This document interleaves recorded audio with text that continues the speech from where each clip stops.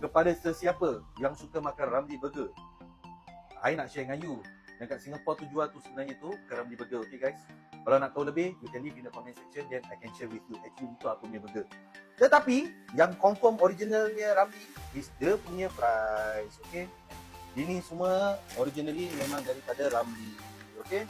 Yang kita jual, mana dia tulis ni, nampak? Ramly Food Marketing Seri Yang Berhad, okay? Ini dia punya curly fries. So curly fries ni very rare lah guys. Kadang-kadang kita makan kat McDonald kan. Kalau yang lain-lain tempat mana ada curly fries. Curly fries, okay? Lagi satu potato wedges pun ada. Dan ini pun jarang-jarang kita boleh dapat lah. Ada griddle fries, okay? Griddle fries.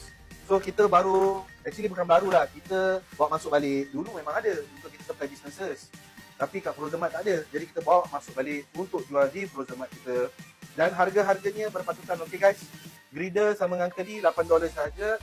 Potato wedges hanya $6.5. Packing 1 kilo guys, 1 kilo, okay? So, kalau you rasa nak beli original Ramly ni produk, you datanglah ke Pondok Abang Frozen Mart yang terletak di Blok 374, Bukit Batok, Street 31, unit number 01214. Okay guys? Apart from that, kalau you nak price biasa, ni ada dah. Pun ada juga daripada Belgium, okay? Adanya crinkle cut fries, ada shoestring fries, okay? Macam I punya family, I punya anak-anak dia suka makan ni lah, shoestring. Yang kita macam orang-orang yang berumur ni suka macam inilah, yang jarang-jarang dapatnya.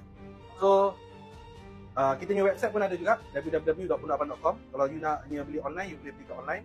Dan kita akan deliver right to your doorstep, $80 and above, free, apa tu nama dia, free delivery, island wide. Kalau nak free cooler bag, berapa? 100 100 and above, free cooler bag. Okay guys, cooler bag dia macam mana? Mari I tunjuk you. Cooler bag dia macam ni boleh letak banyak barang, okay guys.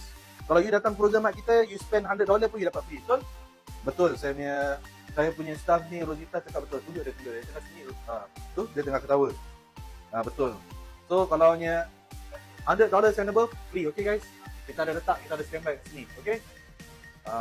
Okay, lagi apa lagi nak share pasal kentang tu je lah So, nak kentang, macam-macam kentang, datanglah ke Pondok Abang Frozen Mart. Terima kasih.